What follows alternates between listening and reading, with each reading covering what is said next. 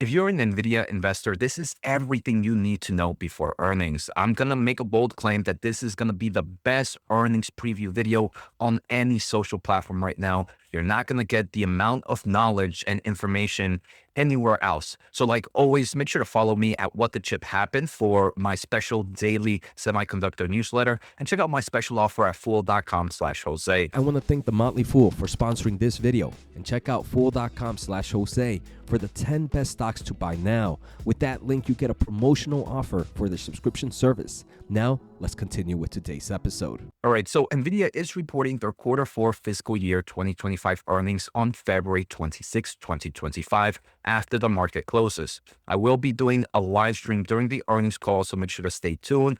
Now, everything we need to know. So first, we're going to start off with kind of company guidance and analyst expectations. All right, so if we take a closer look at the average analyst estimates, revenue is expected to be $38.1 billion. That is up about 72.6% year over year. Earnings per share is expected to be 85 cents, up 63.9% on a year-over-year basis. Now, this is the average expectations right now. We're also going to look at the high-end expectations and the low-end expectations in a bit, and I'm going to share my overall thoughts if I believe which one is possible of hitting. Now, I also want to kind of share what this company kind of gave us in their last earnings report. In their last earnings report, they mentioned that 37.5 billion in revenue is what they expect, plus or minus 2%.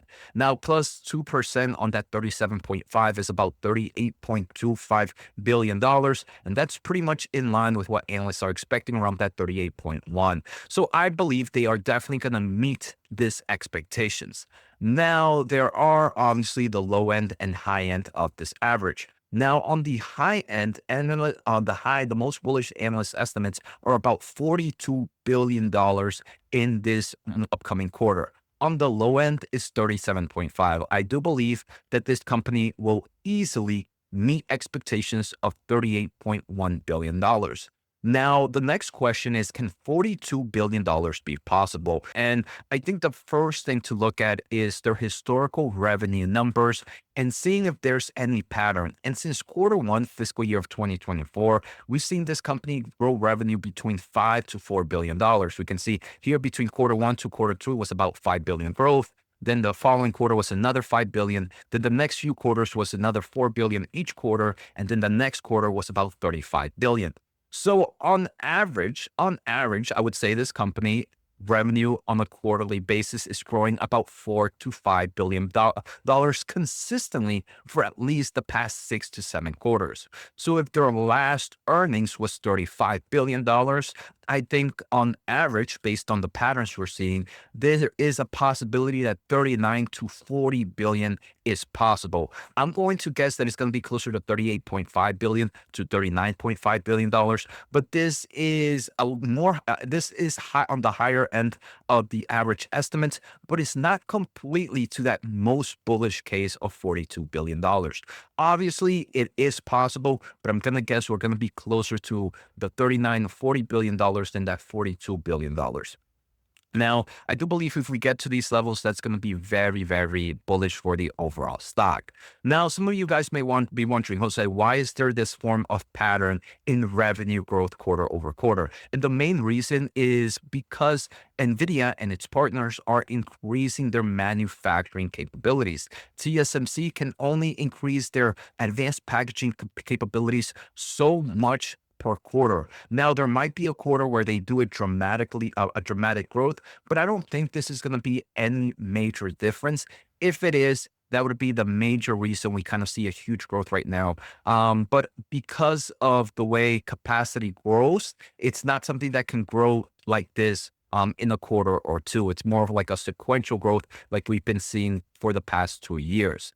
Luckily, we do have kind of great evidence from TSMC's most recent earnings. Their CEO mentioned that they are still very tight in capacity for CoWoS and cannot even meet customer needs, even though they are investing dramatically in expanding their advanced technologies and packaging capacities. So overall, TSMC has given us kind of the green light that they're still investing heavily in increasing their overall capacity. So we should continue to see this sequential growth for at least the foreseeable future. And the second thing is there's just so much demand right now that the AI market is still pretty strong. Quick overview, I believe Nvidia is going to be the consensus guidance. Now, I do believe they're going to be a little bit higher than or closer to $40 billion, but I don't think they're going to reach this high estimate of $42 billion.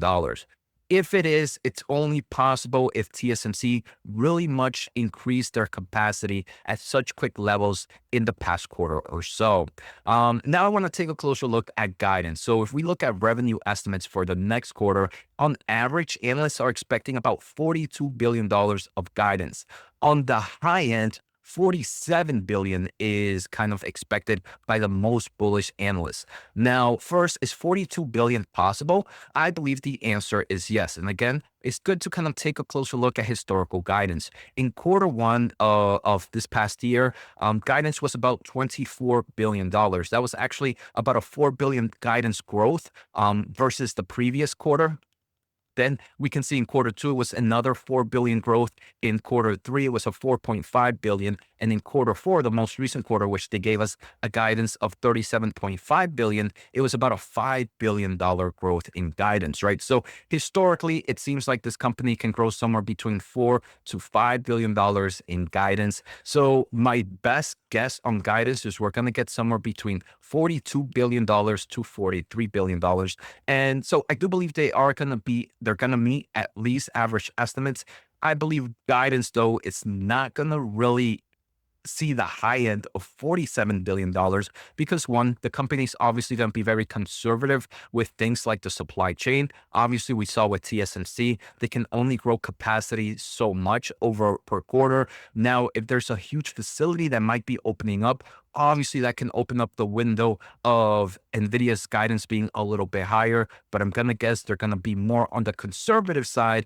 And that's what analysts are going to kind of maybe try to push the stock down a little bit if they don't kind of get higher than that $42 billion. Now, I kind of want to take a closer look at growth opportunities. What are some of the growth opportunities we're seeing in the past quarter? I think the first thing is just the Stargate project and very similar projects happening all over the world. So for those that are not familiar, the Stargate project is about a $500 billion investment over the next 4 years for AI infrastructure for OpenAI in the United States. And they are deploying about $100 billion immediately.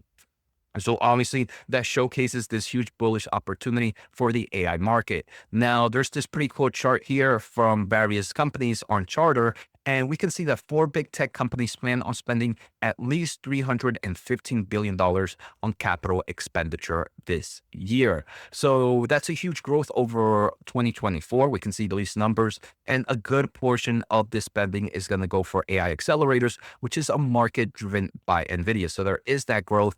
And then we also see from TSMC's most recent earnings that even after more than tripling in 2024, they forecast their revenue from AI accelerators to double in 2025 as the strong surge in AI-related demand continues. So we continue to see that strong bullish growth opportunity for Nvidia. Now, another question that's going to come out is what's happening with Blackwell production and scaling and demand validations, right? So we have seen various reports of thermal challenges and delays of customer orders for the Blackwell system. The main culprit, I want to say, was Supermicro, which in their most recent earnings, they kind of mentioned that the reason they reduced this fiscal year guidance was because of the delay in new technology. That delay in new technology was NVIDIA's GB200 system and kind of the Blackwell system. So many investors are worried that, hey, look, we're going to kind of see a slowdown in Blackwell, or it's not growing as fast as previously intended. Now, during last earnings call, quarter three of 2025, NVIDIA's CFO mentions that while demand greatly exceeds supply, we are on track to exceed our previous Blackwell revenue estimates of several billions of dollars as our visibility into supply continues to increase. So I believe there's still going to be a nice amount of growth over the Blackwell system. And I think the market is just trying to find a reason to scare Nvidia investors. But I think Blackwell is going to be pretty good. Now, the next question I believe is going to be one about DeepSeek's architecture and efficiency impact, and how this is going to change the inference versus training revenue mix. How is this going to destroy NVIDIA's moats? Now, NVIDIA, I did a video on this yesterday or 2 days ago, where NVIDIA CEO was at a recent interview, and he kind of discusses this. But pretty much, Blackwell is going to provide about a 30x inference improvement over the Hopper architecture. That alone creates a moat of efficiency for NVIDIA chips. Now, Jensen Huang in their last earnings call mentioned this, that his hopes and dreams is that someday the world does tons of inference, and that when AI has that's when AI has really exceeded, is when every single company is doing inference inside their companies for the marketing department and forecasting departments, and supply chain groups and their legal department and engineering and coding. So that's what they want. They want the company to be doing inferencing 24/7.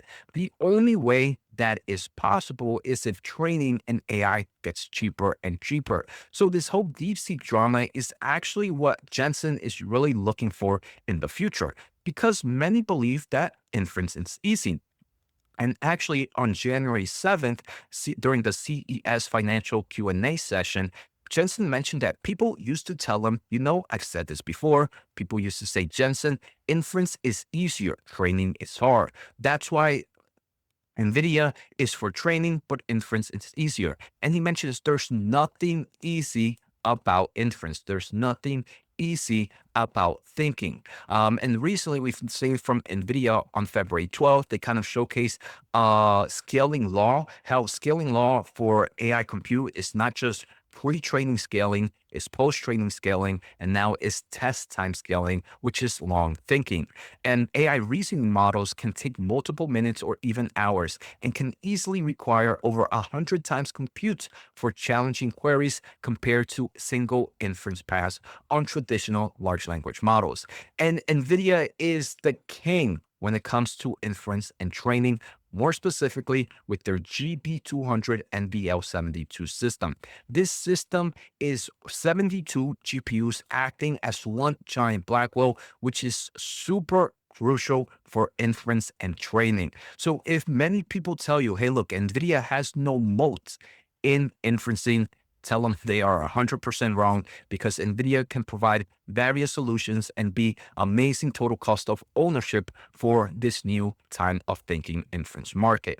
Now, the next question I believe we're going to hear about is about the H200 inventory, and is there some transition dynamics? Are there signs of inventory digestions for Hopper 200 GPUs as customers await Blackwell availability?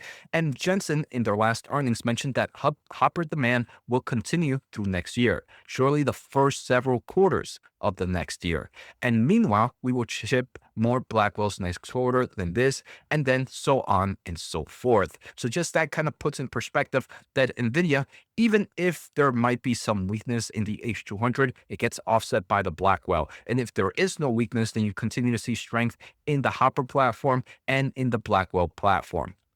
Now, a few other questions here. I think I only have a few more. And like I mentioned, this is probably the best NVIDIA update you've ever gotten. I'm just going to be real with you. I don't think anybody in YouTube is sharing the NVIDIA information like I do, not just on NVIDIA, on advanced semiconductor solutions, on the AI market. So if you haven't, make sure to hit the thumbs up, make sure to hit the subscribe button, as all this information is free. Now, the next one is kind of the memory bottleneck resolution. So we do know that outside of advanced packaging solutions, memory, HBM, is another supply constraint. Another thing is HBM is very, very expensive, and it's probably one of the most expensive parts of the bill of material for NVIDIA. So as we are kind of seeing this improvement and involvement in HBM3, what is that doing with any of the pricing? Does more capacity mean cheaper prices in HBM? Or is demand so high right now that it's still pretty much a supply constrained market, forcing high pricing on HBM? And I would love an analyst to ask a question about this market. Next, we want to know more about the China market exposure clarification. There's been a lot and a lot of discussions and bearish thesis about Nvidia and that Singapore revenue breakdown. I want to say probably most people don't understand the way the Singapore revenue breakdown works or how this company reports revenue. Hopefully, analysts ask, and Nvidia gives us that one-on-one answer so we can really understand this. Personally, I'm not too worried about that Singapore revenue. What I am curious about, though, is there any growth in AI chips in China, the H20, as maybe we might be seeing a head start on Chinese companies buying more H20 as they maybe have fears of stricter export restrictions on AI chips. So is that kind of pulling a lot of the orders ahead? If so, that could be helping Nvidia sell billions and billions in overall revenue. Now, we've also heard reports that Nvidia is actually expecting more export restrictions and has actually cut down some of their supply in their AI H20 chips. So we want to see more clarity in that and how they're seeing the supply chain. Now, there are two or three more topics I want to talk about. So next is gross margin sustainability. So one thing is obviously right now with the Blackwell, that's in a 4 nanometer, but with the upcoming chips, we're most likely going to get to 3 nanometers, and TSMC is increasing their cost of wafers, right? Just with any other technology. How will this affect upcoming gross margins as this company moves eventually to 3 nanometers and below? The second, and luckily for at least the Blackwell market, we do know that Colette, the CFO, mentions that as Blackwell ramps, they expect gross margins to be in the moderate low 70s. When fully ramped, they expect Blackwell margins to be in the mid 70s. So we do see kind of a growth in gross margins expected throughout the second half of this year. Now, in forms of gross margins, any potential future tariffs, a question on the upcoming tariffs that we hear from the Trump administration and how that might impact NVIDIA in the long term is definitely something NVIDIA investors should consider. Now, the other two topics are first, thoughts on quantum computing. This has gotten a lot of attention recently. Now, during GTC, NVIDIA is actually going to host a quantum computing day with a lot of quantum computing CEOs. Now, I want to hear if maybe during the earnings call, we hear a little bit about this. I mean, most recently, we saw kind of Microsoft introduce their Majorana, which is their own quantum chip. How is NVIDIA seeing the quantum market? I've done plenty of videos of the quantum solutions NVIDIA provides, but would like to get more of an update on how the team sees the overall market. Now, the final thing is the AI diffusion law. So one of the last AI restriction laws that came in from the previous administration was this AI diffusion law, which kind of created this 3-tier country system. NVIDIA actually publicly mentioned that they weren't a fan of it, as it did kind of create maybe some extra friction in certain countries for the AI market. Now, would love to hear how NVIDIA thinks about this, and if it makes any changes to guidance for the 4 years or guidance to things like sovereign AI, and so on and so forth. Maybe I didn't cover it here, but the final thing that maybe investors would want to know about is the robotics market and what we call physical AI. What is the growth being seen there? And is there anything interesting that investors should know in the upcoming quarters? So I hope you guys enjoyed this video. I know it's a little bit longer than expected, but I hope I provided a lot of great useful information. Make sure to check out my daily semiconductor newsletter, whatthechip.happened.com. Peace out and see you all next time.